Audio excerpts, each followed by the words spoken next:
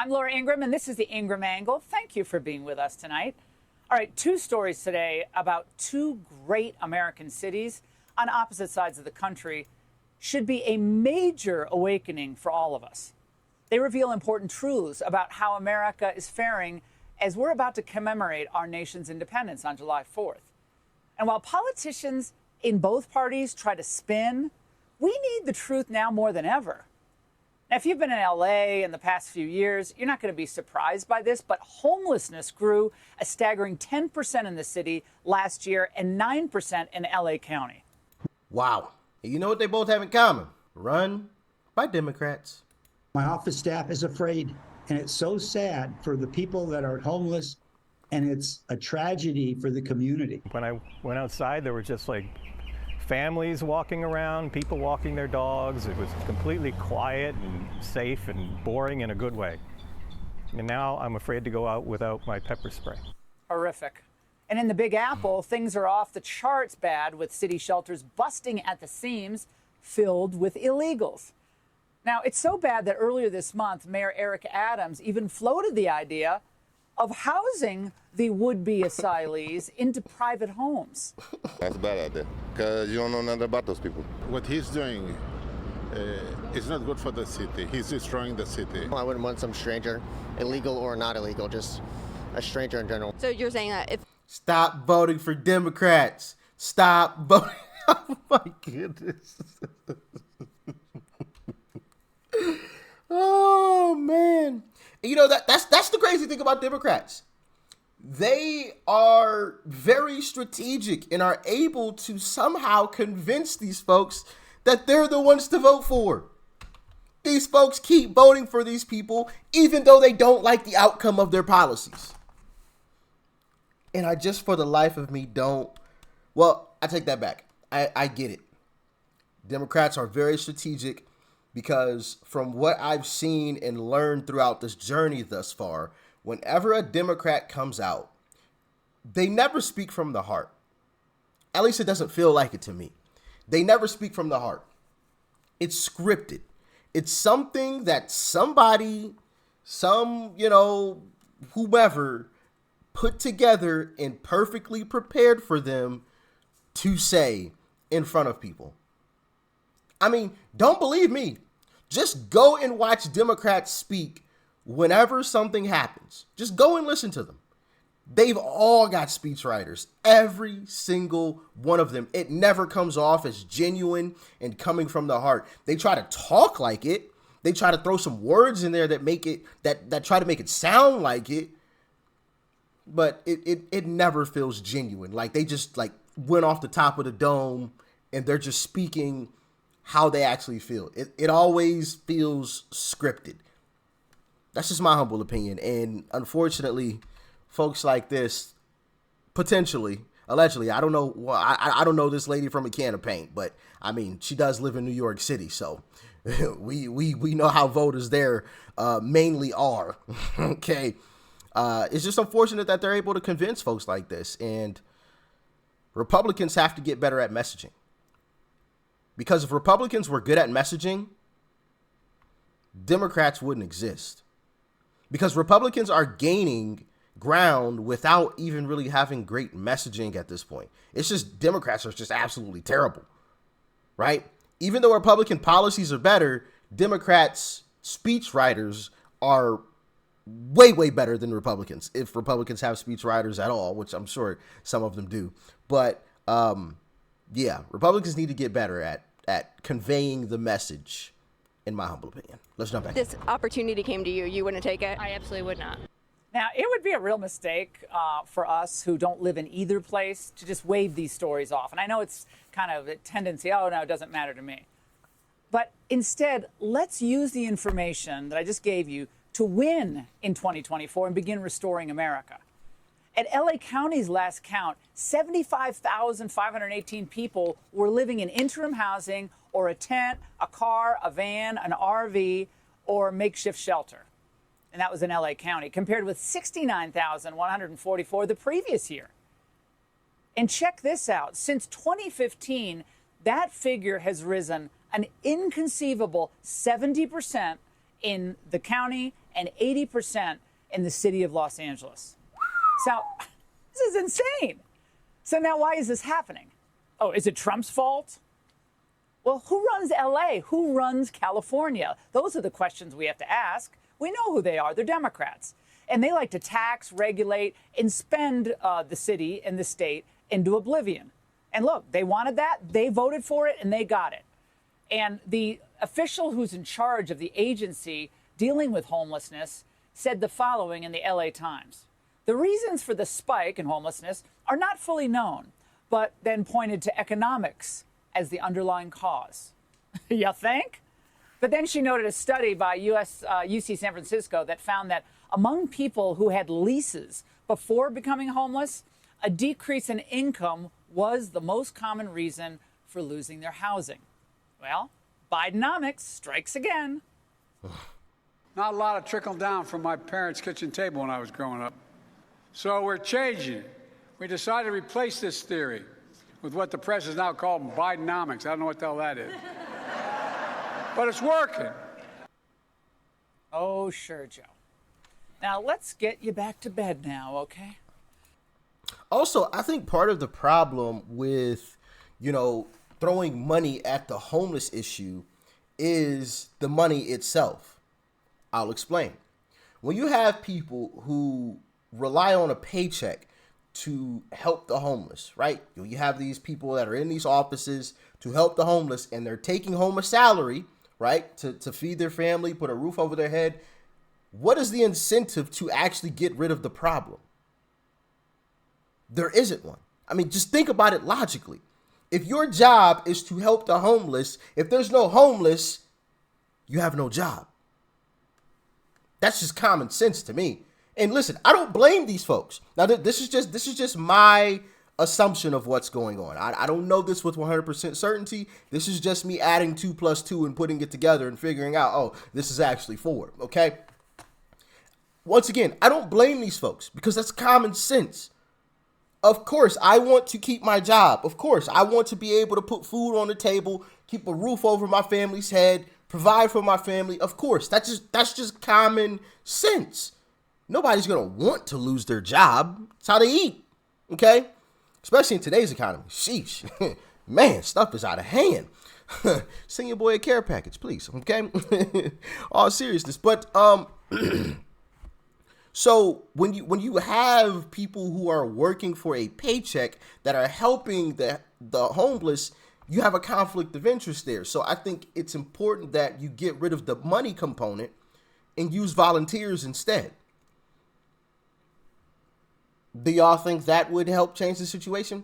Let me know. And like I said, I don't know that with 100% certainty that is part of the cause, because I have come across some numbers where, people were talking about, they spent 1 point something billion to fix this issue and it hasn't been fixed. And I'm like, well, maybe because the people that you're giving the money to have a conflict of interest. If they completely fix the issue, they have no job. That's just common sense. So why don't you rely on volunteers instead? But y'all let me know. Maybe I'm a lunatic. I don't know. That's definitely possible. Okay.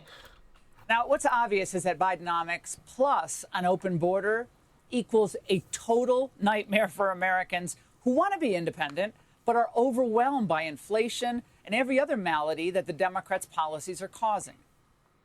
The middle class has been left behind. When you go to the grocery store, you do not see anything that's decreased. Is your grocery bill higher? Absolutely. Yeah. Inflation's through the roof. Do you think the country's on the right track or the wrong track? Totally the wrong track. And would you say you're better or worse off since you took office? Yeah, much worse off. Worse off than we've ever been. Now, I know what you're thinking. When will New York and California vote to save themselves? When is it going to happen? New York came pretty close this last election, right? Or the last midterm. Who was it? Kathy Hochul and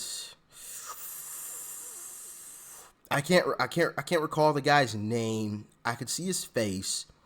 I can't recall his name, but he came pretty close if I remember right. Let me know in the comment section. Let me know. Now, all Democrats can do in response is somehow blame Republican governors like DeSantis or, Abbott in Texas, or propose tax hikes, or try to change the subject altogether.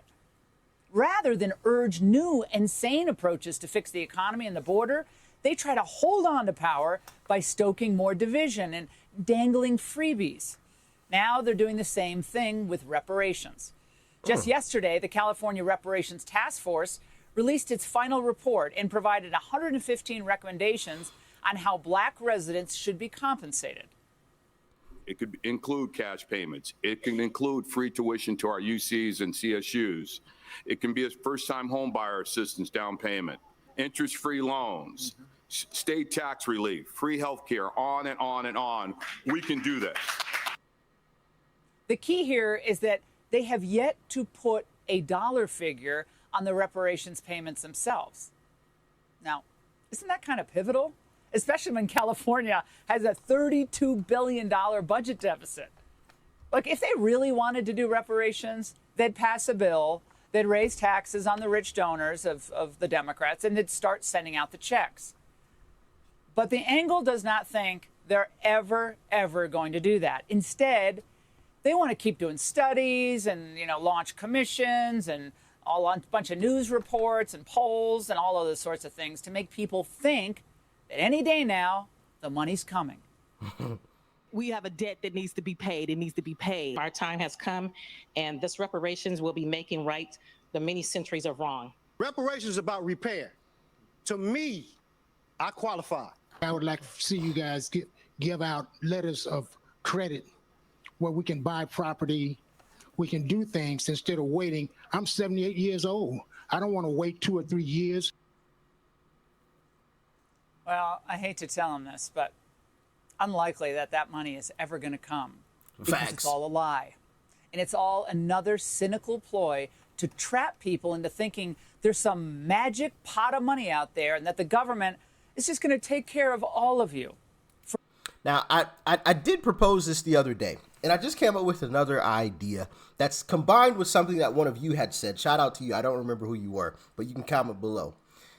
I think it would be hilarious if when Trump gets back in office in 2024, he gave, the Black community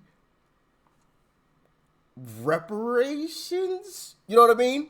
Because Democrats are always pandering to Black people, right? And for those that didn't hear that message yesterday, let me go a little bit further.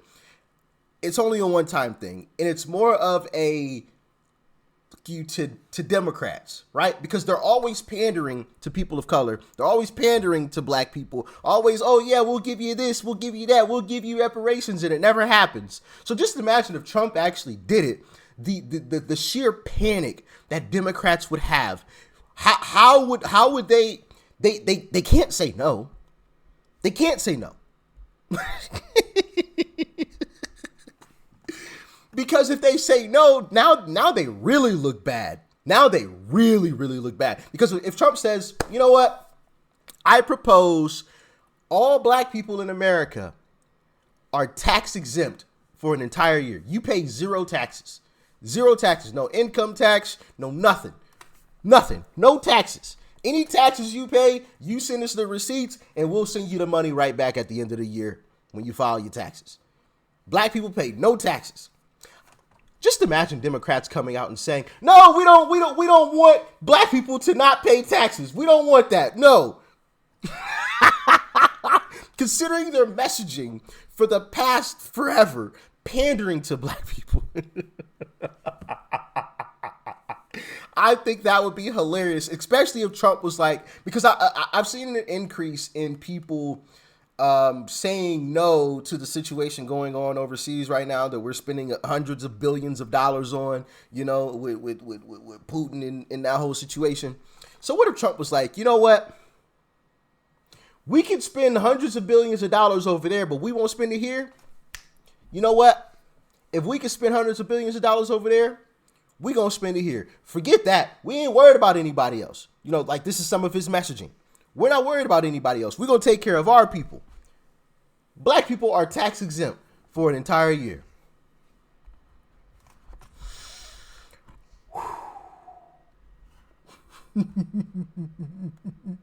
Just imagine AOC. All right, I got a question. What do you think Democrats' response to that would be? I'm honestly curious. I'm genuinely curious because, of course, they want to say no because it's Trump and it's Republicans. But can they actually say no? Considering their stance before?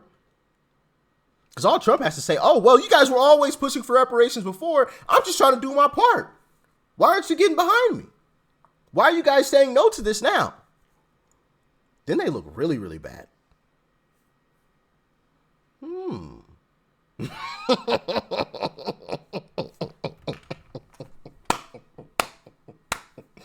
I think that would be hilarious, man. But y'all talk to me in the comment section. I know a lot of you guys agreed with it yesterday, which I was honestly a little shocked by. I thought I was going to get a whole lot of pushback from it because, you know, it's not financially a smart thing to do, but I think it's a hilarious thing to do. Just a big F you to Democrats. Yeah, eat it. You remember old boy said we was going to be voting Democrat for the next 100 years? Try that quote now. I just think it would be hilarious to watch Democrats run around like scattering ants, you know, after you poke an anthill and, you know, trying to wrap their heads around it and come up with some type of messaging to go against it without angering people. I think it would be funny. Forever. And all of that turns into votes the Democrats hope for themselves. Now, today brought us another example of the left's power play. Biden's fraudulent promise to pay off student loans. Now, it's a scheme with one purpose. Again, buying off the votes, this time of young people. Why did you give millions of borrowers false hope? You've doubted your own authority here in the past. I didn't give any false hope. What I did, I thought was appropriate and was able to be done and would get done. I didn't give borrowers false hope, but the Republicans snatched away the hope that they were given, and it's real hope. Now, they could have eliminated student loans through legislation, or at least tried to do that, but they didn't. Instead, they pretended to do something that never had a chance of surviving school court scrutiny. So if you're someone who voted for the Democrats because you thought your student loans were going to be forgiven, or if you voted for Democrats because you thought that you're going to get a big pile of money in the form of reparations, well, I'm here to tell you that you were played for a fool. The left knew exactly what they were doing. They knew that this wasn't going to, in any way be upheld by the court, and they don't have any intention of writing checks to anyone for reparations. Facts. So just once again, and it doesn't even have to be like tax exempt. It could just be something.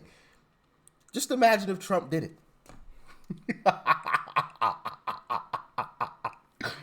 Oh man, that would be the ultimate Uno reverse right there. The ultimate Uno reverse. The very group that you've been pandering to, that you've actually done nothing for, Republicans actually come in and, oh, here you go.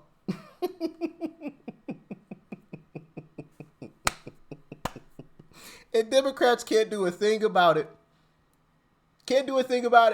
They could say Trump is racist, blah, blah, blah. It will go in one ear and out the other for the rest of the time.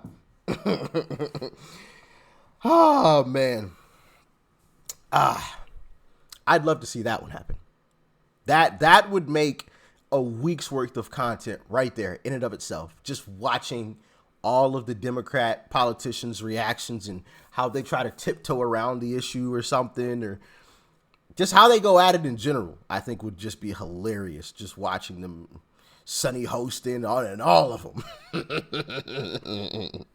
A week's worth of content right there. Just that one issue. An entire week of just discussing that. Man. When Trump gets back in office, I'm going to try to get him to do that. If I ever have the opportunity to meet Uncle Trump, I'm definitely telling him that. You got to do it, Trump. You got to do it. You Republicans, we got to do it. Got to do it.